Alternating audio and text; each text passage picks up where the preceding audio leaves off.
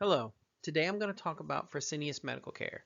Fresenius Medical Care is the company that I chose for my practicum, and this is a little bit of information about them.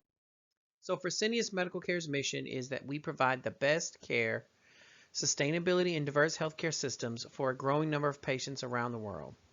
Fresenius Medical Care is a dialysis company. They're the largest dialysis company in the world, and dialysis is a process that cleans the blood and removes fluid from people who have kidney failure.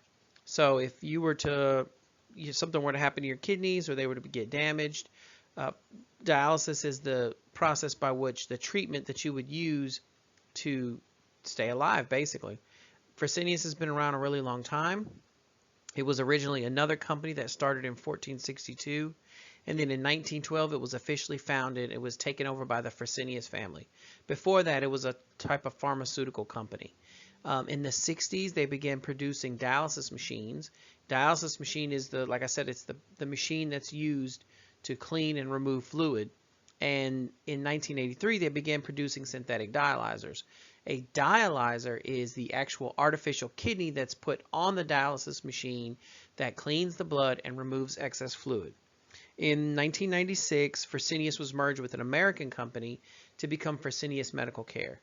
Fresenius Medical Care is actually a German-based company, and they own several other companies in Europe. So what does FMC do in the community? Fresenius is a dialysis company, so it plays a very important role. Because they're the largest dialysis company, a lot of patients that discover that they have kidney failure end up in a dialysis clinic that's a Fresenius clinic. Not only do they do in-center dialysis, they also do hemodialysis for home. It's called home dialysis, peritoneal dialysis, and they also do water treatment services. So dialysis requires a large amount of purified water, and Fresenius has a lot of systems that they sell to other companies and that they own themselves to purify that water. Peritoneal dialysis is a form of dialysis in which there's a lining that's in your stomach that's used to actually filter out toxins. And home hemodialysis is pretty much the same thing as regular dialysis. It's just done at home. You don't have to go in center. So who are the people that Fresenius serves? Who are their clients? They're people with chronic kidney disease. And there are several million people around the world that are receiving dialysis treatments. Fresenius has about 270,000 clients in the world right now. And like I said, they are the largest dialysis provider in the world. So how do they get their referrals? How do patients come to Fresenius? Well, if you're a person who has been sick lately and you go to the hospital and you discover that your kidneys have failed, you might get referred to a Fresenius. Usually it's the doctor that's actually that works at that clinic or at the hospital. They will refer you to whatever clinic is close by or that they work out of. So every dialysis clinic has to have a doctor. The medical director is basically what it's called, and that medical director has works at a hospital and then may refer his patients to a Fresenius. Just because the doctor works at a Fresenius, that doesn't mean he's going to refer them to a Fresenius. You know, it would depend on if they're closer to another clinic that belongs to another company. But that is one way that they get their referrals. Fresenius has several funding sources, usually just insurance. Medicare and Medicaid is actually a big part of that. So what is the policy that impacts Fresenius? Well, Medicare and Medicaid are a huge policy that affects Fresenius. What became Medicare and Medicaid was signed into law in 1965 by President Johnson, and this was expanded in 1972 to include patients whose kidneys had failed. So if your kidneys failed before that, you basically had to pay out of pocket for dialysis services. Not all insurances covered it, but in 1972 it was expanded to everyone.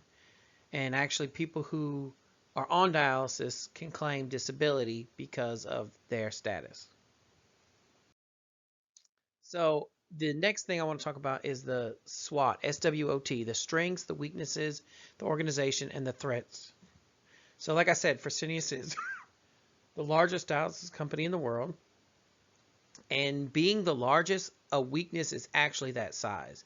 Because they're so large, they can't necessarily make small incremental changes within each facility.